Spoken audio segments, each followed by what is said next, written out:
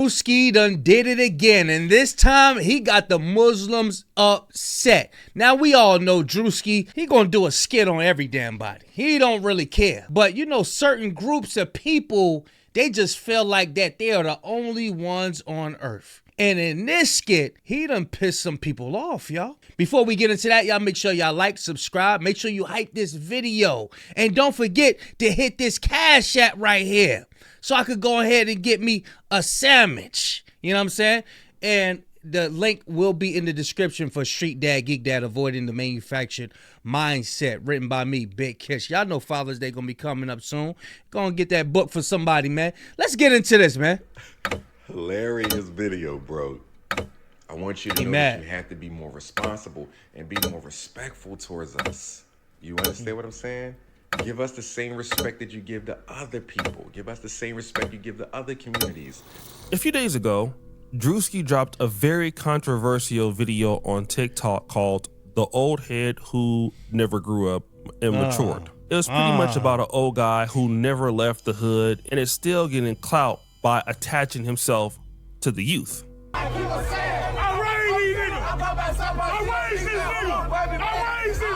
But at the end of the clip, Druski and his fellow gang members would make a change. We come in peace, Allahu Akbar. Allahu Akbar. Wow. We come in peace, brotherhood. Family.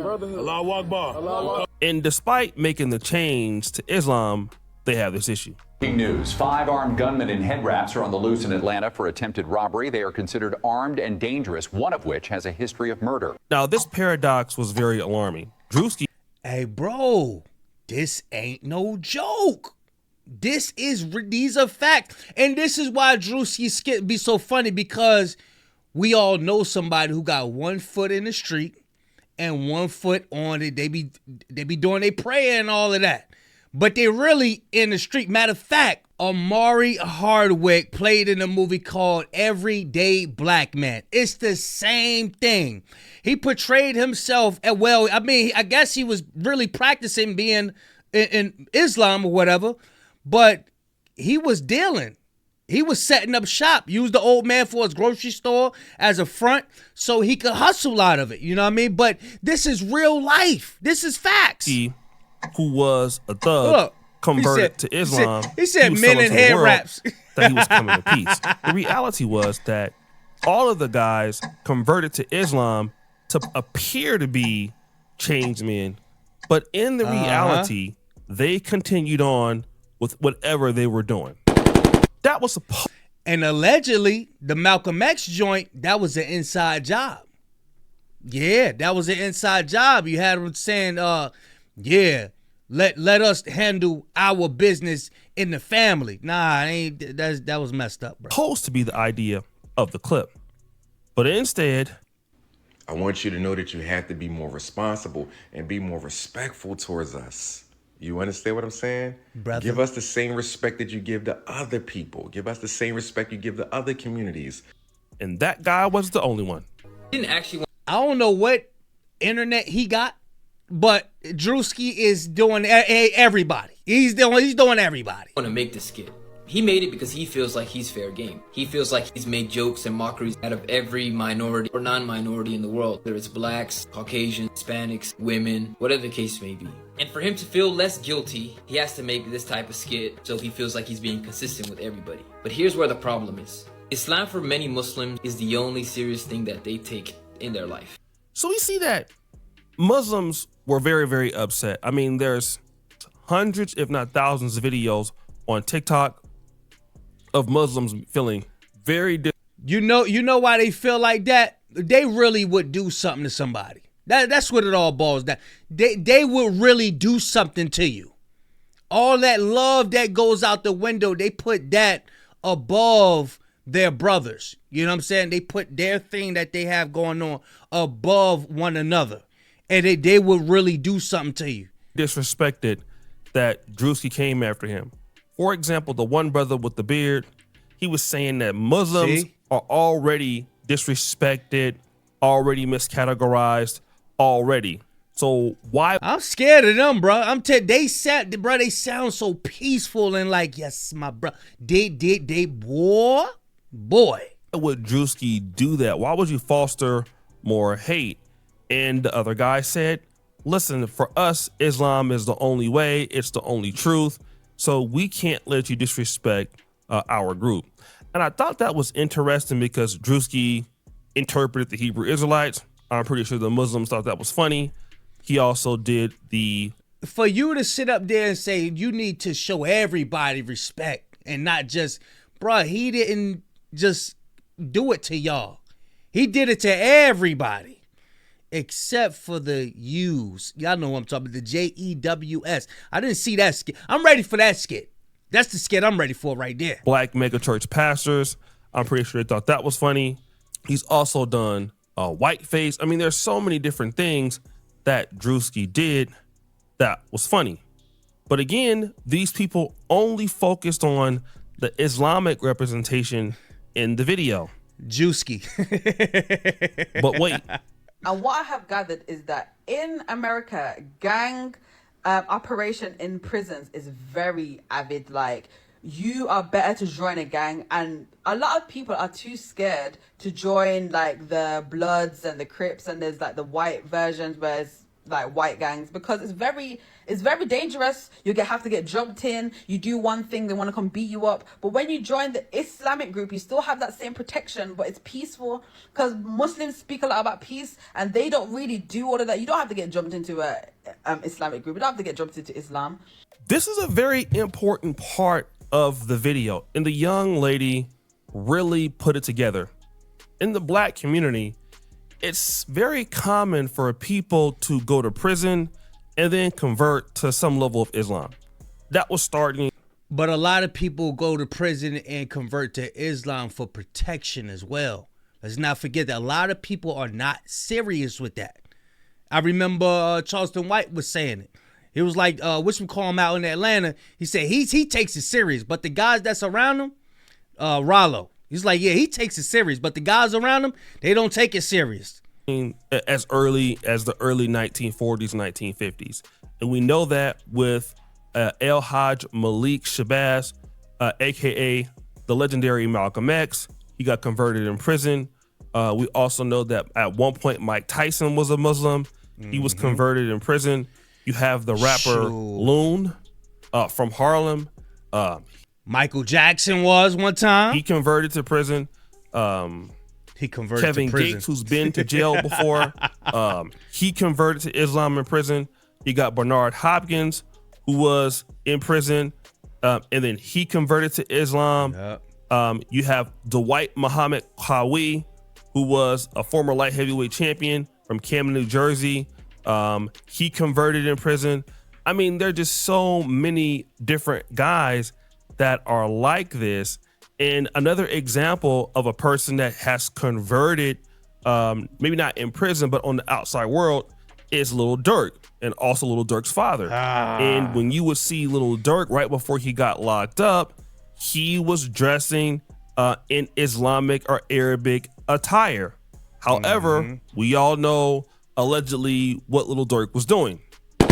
And Muslims that disagreed with Druski, they didn't address the real problem. Are you going to do it when you get out of jail and continue to do it when you get out of jail? That's what you need to prove to yourself, not prove to the world. Like, you know what I'm saying? If you can't prove to yourself that you willing to live righteous and you ready to change from within for your community's sake, then what are we doing? I'm in the room, which is in the black community, we have just as many fraudulent people in the black church or in the Hebrew Israelite community as we have in the Islamic community. And really, they should have been happy that he was exposing the fakes that's in there. They should have been happy because of that, if they really trying to live righteous, because you got people with one foot in the street and they're not governed by anything. And the thing about laws and rules that, you know, whether it be in the Bible or the Quran, the thing about laws that govern you is to help you. It's for everlasting life. If the Bible says in Leviticus, it said don't eat pork, right? That's going to help me. So why not do it? This is what I don't understand, bro. You have the laws to govern you, to help you out, to give you longevity in life. That's what they're for. a lot of the Muslims did not want to address that because they were so focused on the Allah Akbar and the Muslim misrepresentation, but they never really wanted to focus on if the information that Druski was talking about was true. And then the good brother New Possibilities blog, who is a Muslim, came in to open the door wide open. We know about the reputation, unfortunately, of the quote unquote Philly Muslims, where you got these people that call themselves Muslims, but they're selling drugs and they're killing their own people. While they have the trappings of Islam, they have the greetings of Islam. Some of them wear the clothes of Islam. They had a big bushy beards of Islam, but they don't have the character of Islam, unfortunately. Now, I wasn't going to go there, but New Possibilities blog did go there. And he talked about a specific sector of Muslims that are tied to criminality. I'm not trying to say that all of them are, but it is a known fact if you're on the East Coast that certain factions of Philly Muslims are tied to the Black Mafia. And you have a lot of Philadelphia Muslims who unfortunately are tied to the drug game, who unfortunately are tied to murders, are tied to street beefs while claiming Islam. And many of the brothers have beards. They wear the same garb. It's a front for some people. It's a front. I'm telling you. It's a front for whenever it hit the fan. They probably all gonna show up in court like, no, this is my brother. We do this, we do that. We got the oils. We put incense. We burn incense. You know what I'm saying? It's a front for some people. But they're involved in this lifestyle, and that's not new. I want to talk about something that happened in 1973. Now, there was a brother by the name of Hamas Abdul Khalis. All right, this brother was initially a part of the Nation of Islam, and he was beefing with Elijah Muhammad. He was sending some level of harassing letters to certain mosques, over 50, calling out Elijah Muhammad. And it was Mr. Hamas Abdul Khalis in his version of Sunni Islam that converted the great basketball player Lou Alcindor. And that is how Lou Alcindor basically became Kareem Abdul-Jabbar, okay? And Kareem Abdul-Jabbar did something very nice for his leader, is that he bought him a new house, all right? He bought him a house, and this brother lived in Washington, D.C. And what happened because of Mr. Hamas Abdul Khalis's letters or harassment of Elijah Muhammad, you had some brothers in the Philadelphia Black Mafia who were also a part of the Nation of Islam Mosque number 12, all right? And what happened was brutal. 7 of these men visited his house in Washington, D.C. from Philadelphia, right? His wives were killed. His kids were killed. It was terrible. I don't even want to go into detail. 5 of these men who were in the Black Mafia had security titles within the Fruit of Islam, okay, which was their security. Now, Elijah Muhammad did not order this. These dudes did this themselves. They were a part of the first iteration of the Philadelphia Black Mafia. And why were they a part of the Nation of Islam? Number one, they had a shield of respectability, just like you see Little Durk when he's wearing his Muslim garb. All right? Islam is a respectable religion. When you see Lil Durk like this and then you listen to his rhymes, it don't match. This is what this is for. It's to put a wall. It's to put a covering. Oh no, Judge.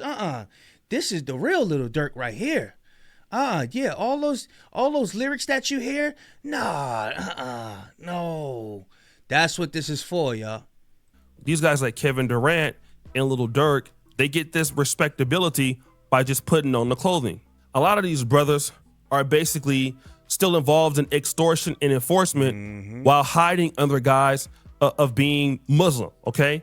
You also had a lot of these brothers who were involved in capital laundering while within the Nation of Islam, at least at this time. So they were having their cakes and eating it too. Now, to make sure that Druski didn't take the shot at the Muslims. I want to go back to a certain part within the episode so you guys understand that what Druski was doing was not a shot at Islam itself or even Muslims. Right. But this is exactly what he was doing. Let's talk about them allegations. How your lawyer be the 40? No. I was facing 40. It was a probation violation. So you guys see that, right? This is Druski allegedly being a gangster, and he's being asked about these allegations. But check this out. How do you beat these murders? I know you say evidence and allegations, but can you take us even like through how these murders were even put on you? You know, you got to think about this, and you got to take yourself and sit yourself over here on that. This is Queso's father, Abdul Robinson Sr.